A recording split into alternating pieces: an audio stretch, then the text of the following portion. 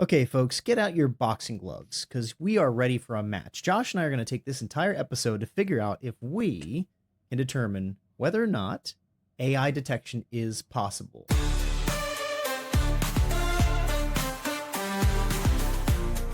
Welcome, folks, to episode 243 of the HiTech podcast. This is one of your two hosts, William Illingworth, joined by my co-host, Joshua Swartz. How you doing today, my friend? What is up, buddy? I'm doing good. We made it here. As we constantly joke on the podcast, we made it to that Tuesday night where we record. I got central air going in the house. That's a first, since that's new for me. Yeah, it's been. I thought about this. It's been almost 10 years since I had central air in a house that I lived in. So that is a beautiful thing. Welcome. Yes. Beautiful thing, especially when the temperatures start to hit the 80s.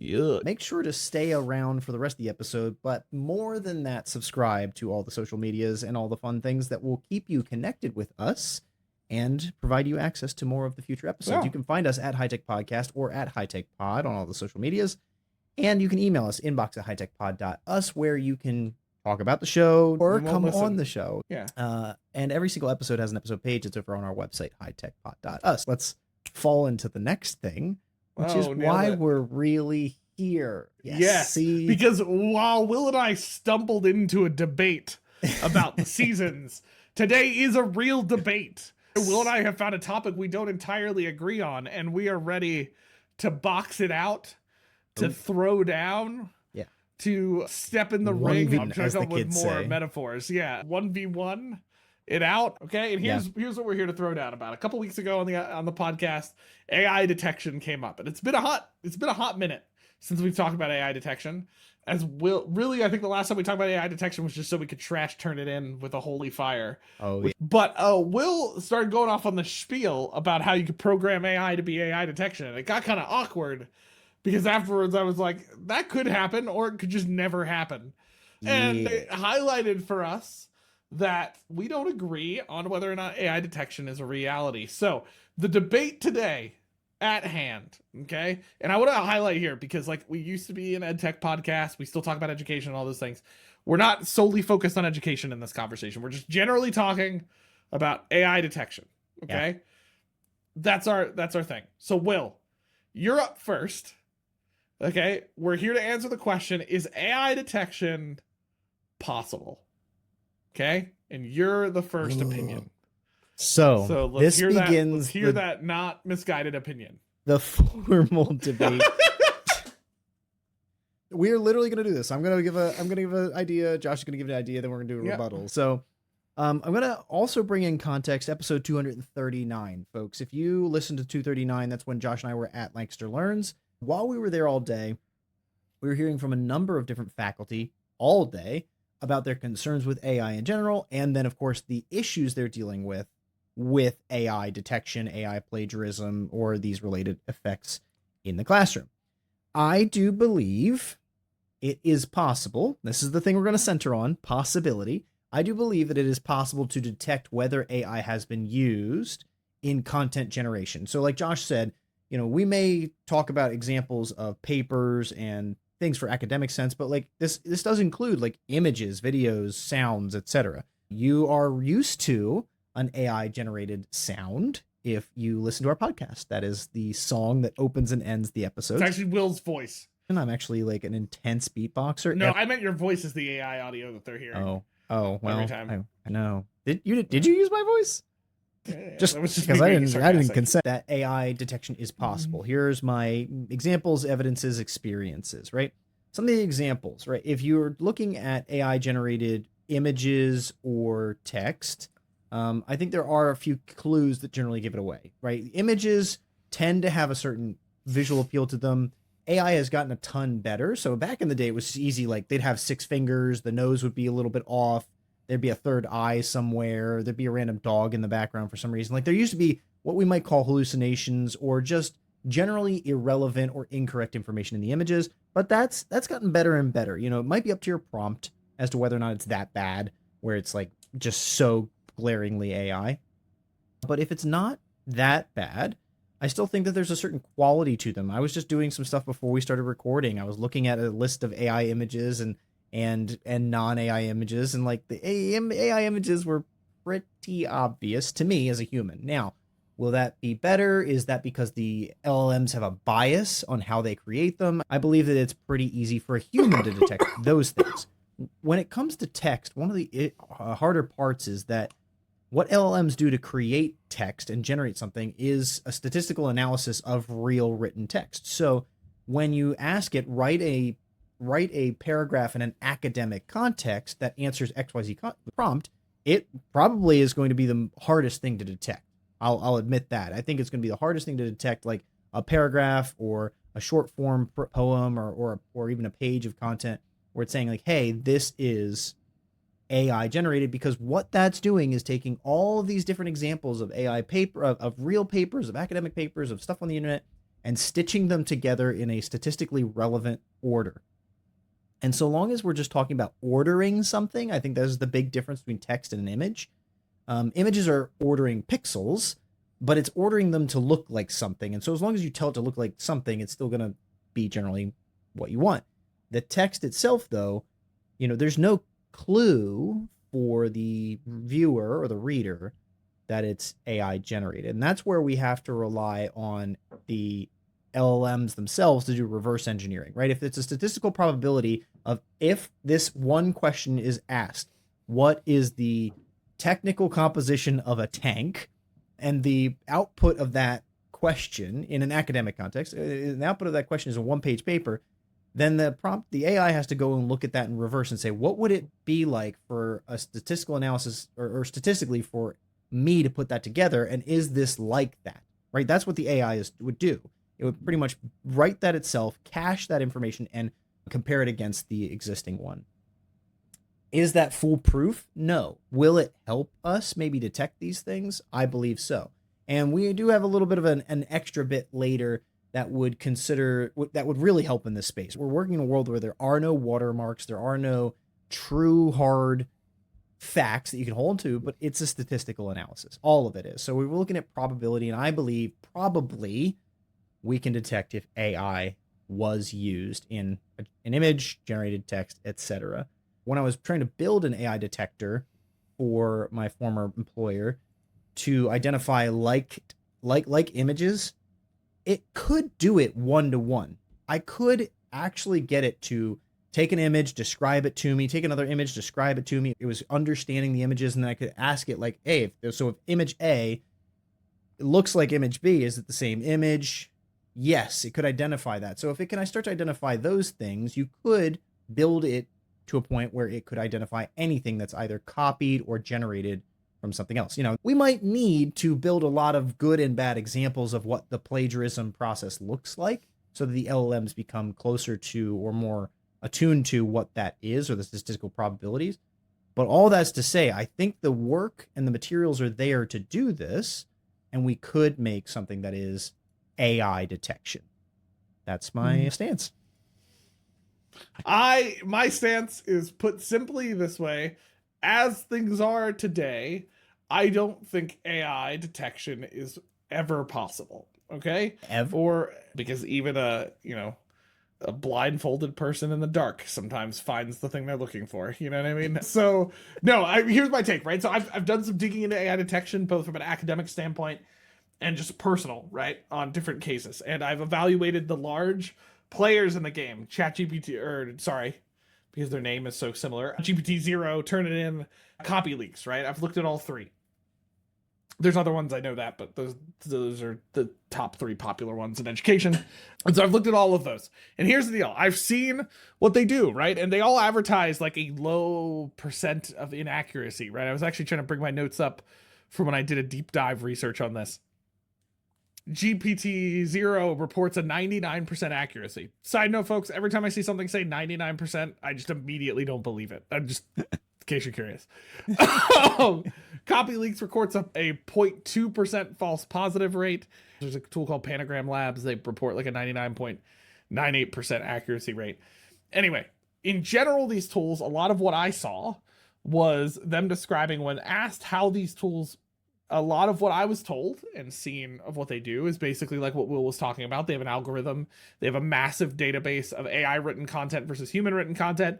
And so the tool is looking at those two things and predicting the chance that this was written by AI. It's looking at patterns, algorithms to try to figure out, okay, the way they wrote it, are there a lot of M dashes in it? Because AI really likes that right now. You know, there's things they're looking at to see somebody can just write like AI, or like AI can just accidentally write like a human. It's all, to Will's point, probability and what it's evaluating, but that's never 100% accurate. It's not like there's a, like we've been talking about, like a watermark or something in all of the AI content that we've been mentioning. And so as I've been seeing it, the better AI keeps getting at doing these things, because even look at the models we have right now in comparison to the models we had when ChatGPT first released, right? When ChatGPT first released, it was interesting, it was wild, but when it wrote something deep down inside, you were like, I wrote that bad in first grade. Like Claude writes significantly better than I do. Like it's so,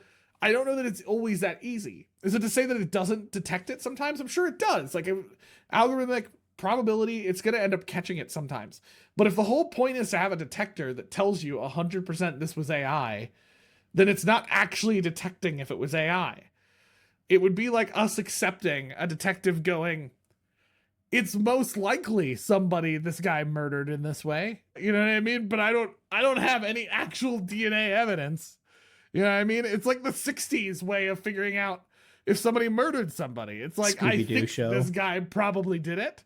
It's never going to be 100% in that case, right? And let's just deal, I think it's okay for me to deal with the elephant in the room, since I'm the one who brought it up and Will didn't even know it existed, okay? Which is that Google recently has been trying to do something for this problem, and they call it SynthID, which is basically in their AI tools, whether it's image, text-generated stuff from Gemini. It creates a watermark, essentially, in the content that is invisible to the human eye, but to their tool, Gemini, if you ask it to detect whether it was AI written or not, their SynthID looks for that ID code in the generated content and can tell you. So somebody's looking at that and going, see, Josh, there is a way. You are right. If all of Silicon Valley gets behind this idea of putting a watermark in their content, and they all do it the same way. Right. Like, so if they do that, then sure. But the likelihood of that actually happening, and also the likelihood of somebody not figuring out how to get AI to overcome that eventually, I think is minimal. So I don't think this is doable. Yeah. Okay. There's no Sherlock AI out there. You know? That's Not my yet. take. I see the problems, and I do appreciate that you're looking for a especially because I know the context, right? You want this is for faculty, or you want it for your own personal use to ensure that you're looking at something that is valid or not generated. You know, if we can identify it as humans visually, or if we can work to sniff it out, I think that the probability factor of at least it giving me an indication is better than nothing. Like one of the problems, and you rightly point to the fact that if it's 99%, well, it's very likely that it's still not accurate. And there is a chance that someone wrote something that looks like an AI content. Like, agreed. I think that that's definitely most applicable to text. I'm not sure, you know, however, in a world where my mom is trying to indicate whether or not something she's looking at is real, in a world where politicians are starting to engage in AI generated imagery, in a world where academia is at risk because of the way people are using this to get around their requirements or to cheat, I think we need tools like this. And so SynthID with Google, I'm grateful that someone's pushing towards that. I think that it's one of those things where we need to put steam in that engine to ensure that this continues to get better. We're going to have this wild, wild west here. You know, we've had about 5-6 years of it, and we're going to have a few more years of it. But I think that if SynthID works, and if the other LLMs and primary LLMs get behind this and we start to identify better watermarking, then this conversation's moot. Watermark, that'll be ubiquitous. Right now it doesn't exist. Right now it's being betaed. Eventually it might be circumvent, you know, and of course, you think about anything you do to try and keep a kid from cheating, they find a way to beat the thing that you put in place to stop them from cheating. You know, like this is the cycle. but I believe that it's currently possible and helpful to use it, at least in the ways we have it. And by using it, it's only going to get better. So that's my rebuttal. Like, I agree with your concerns or maybe the possible issues with it, but I think that those are not something that should stop us from pursuing the ultimate option, which is this actually working. Yeah. Okay, so couple clarifications. One, I'm not like against us pursuing this. You know, I mean, I'd be happy if we figured it out. I want to make this clear. This is not a Josh doesn't want AI detection. This is that Josh is pessimistic. Okay? There's a difference, okay? I hear you, and I'd love to be wrong, but history speaks that every time we come up with a security measure, we end up figuring out ways to make that security measure useless. Do you remember when passwords used to be the only security measure we needed on the internet? Like, you know? Or Yes, when I remember websites that didn't have passwords. Was all we needed, you know? I think this is a battle that will never be completely won. And so because of that, I think it's more conscientious to accept that we need to figure out better techniques for engaging AI than just trying to detect it, right? I know I'm coming at this from an education standpoint, so that's probably what's influencing my thought, but I'm seeing students who are getting like kicked out of college for AI plagiarism and who are claiming they didn't do it. You know, and like what's the definitive thing? People are going to these AI detectors as their definitive thing, but the problem is they're not definitive. And so, like, I'm not saying it can't detect it. I'm not saying that the technology is not going to grow, but I think for every technology that grows at the detecting, eventually the other side will grow too, and that will not be as useful anymore either. Right? Like, we had a day where CAPTCHAs worked, and then we created AI, and it turns out an actual robot can overcome CAPTCHAs.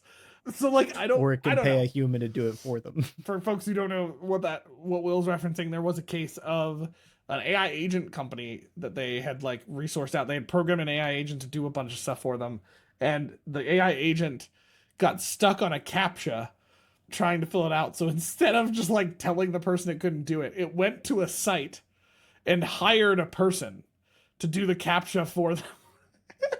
And when the person asked if this was an AI, the AI lied. It said it was not. Yeah. I'm skeptical.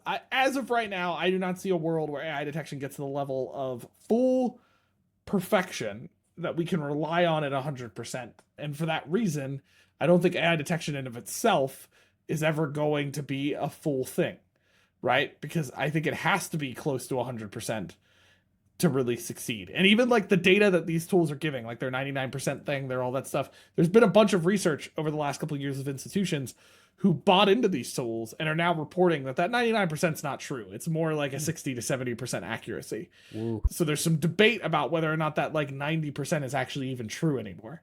And so I think that's just my take. I do think the watermark thing is promising. I think the fact that Google invested in that, but the problem is it would have to be consistent. And people would have to not find a way around it. And let's be real. Somebody's going to find a way around it. I don't think that that's going to stick around. To your point about AI imagery being obvious that it's generated by AI, I think that's increasingly not being the case. Sure, that was the case when Midjourney generated everything in that weird handwritten art style that Midjourney did. There was like a Midjourney style. But now that you got a lot of different tools doing AI generation, yes, there's tons of stuff you can tell is AI generated. I'm not saying you can't. But we're starting to cross into the space. It's getting harder and harder to be able to tell that that's the case. And so, yeah, I really hope we figure out the AI detection thing. I don't know. I don't think it's going to take. That's my personal hot take. Well, we've very successfully done a sequence here. I went, Josh went, I went, Josh went. Yeah. I think of good. And clearly we know who the winner is. I'm ready to declare the winner. One of the things that I think is really impactful about your side of it, Josh, is the practical ways it plays out, like that student you're referencing. It's not in my school. This is not a thing in my school. It's just in general what's happening in education. Got it. So speaking in that general or that hypothetical, truly the only way to determine if that student used AI or not would be to do a forensic investigation.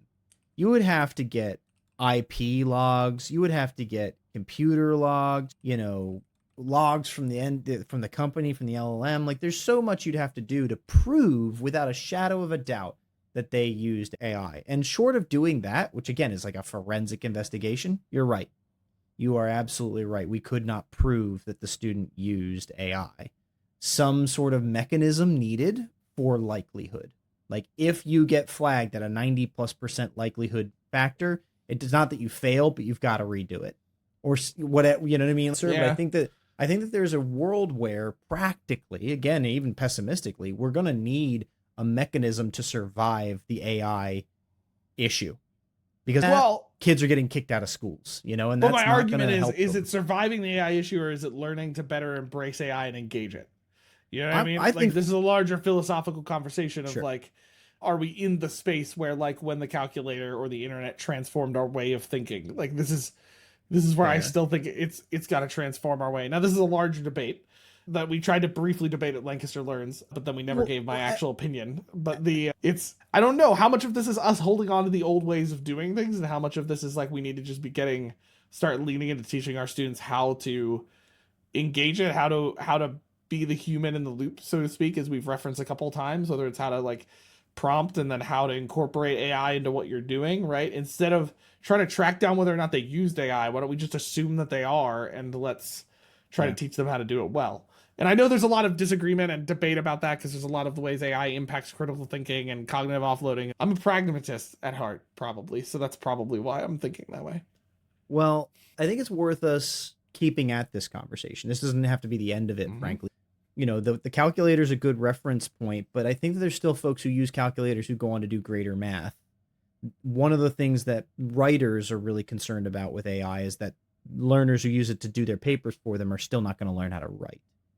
And that begs the question. I think you're begging the question, is that a skill that's needed? You know, well, I think writing is still a skill that's needed, but is our understanding of the skill of writing different?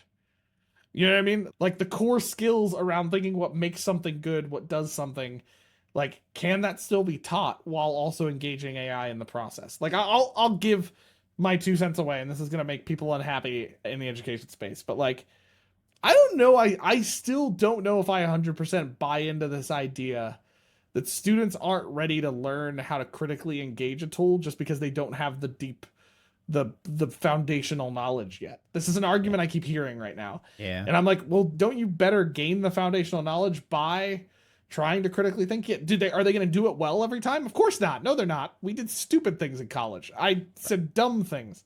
But that doesn't mean I didn't grow by doing that and being corrected. You know what I mean? So I don't necessarily buy this idea that like if we give them the tool, there's not ways to try to think through how they engage the tool and learn critically from it as well. I don't know.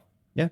I could be wrong. Appreciate it. I think that this is a healthy balance. You know, I'm trying to bring some optimism, but I recognize not just pessimism, because I don't want this to get caught in negativity.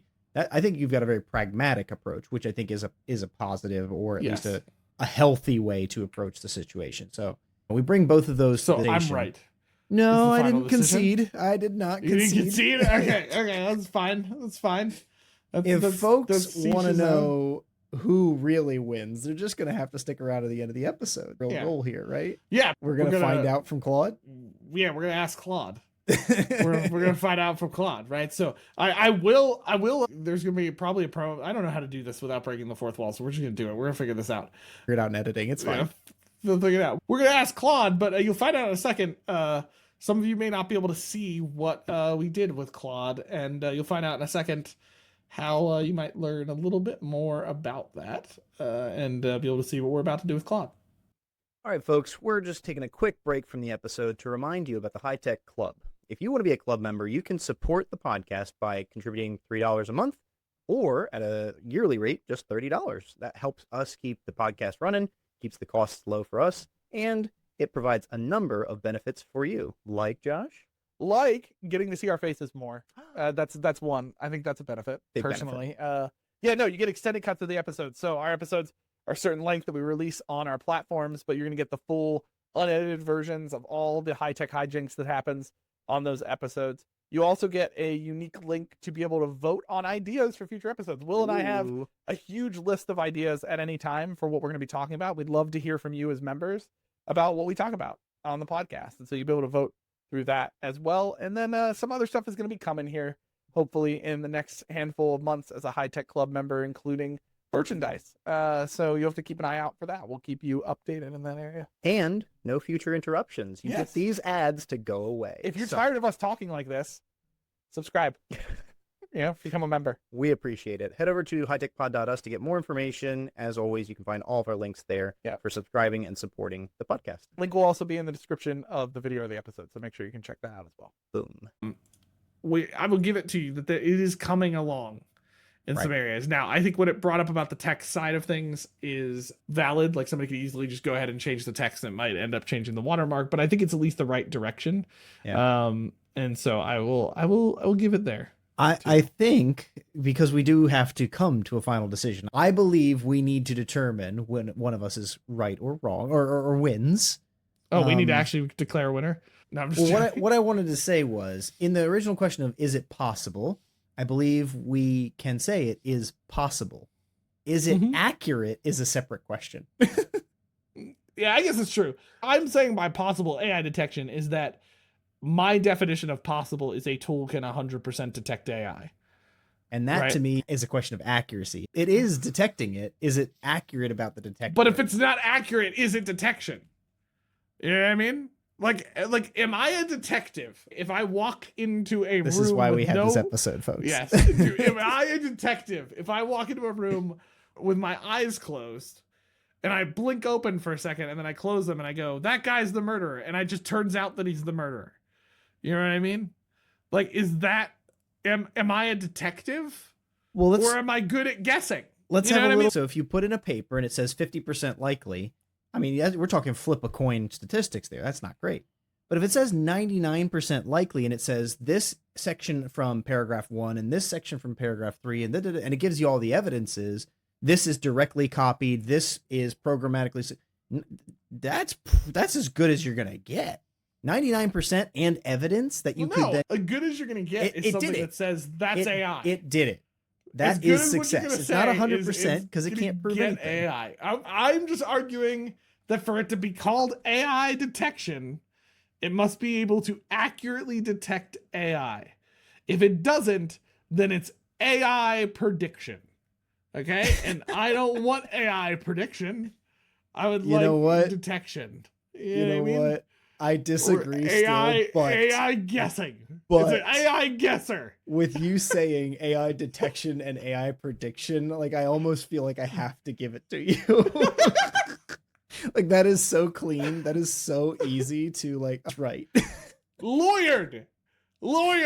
I don't concede, but I do think you win this battle today, sir. That's fine. On that note, folks, that's the final decision. And that was another week of the HiTech podcast, where not only do we talk about technology, but we show how the legal system works. You know, that's just joking. That's good. If you have other thoughts about AI detection, you have more evidence to throw out for Will's side, you have other things, fun images of AI that you generated you want to share, just hit us up at inbox at hitechpod.us. You can do that. That'd be super fun. And anyway. Okay, folks, that's another wrap on another week. Empowering minds. Embracing tech. Cheers. Cheers.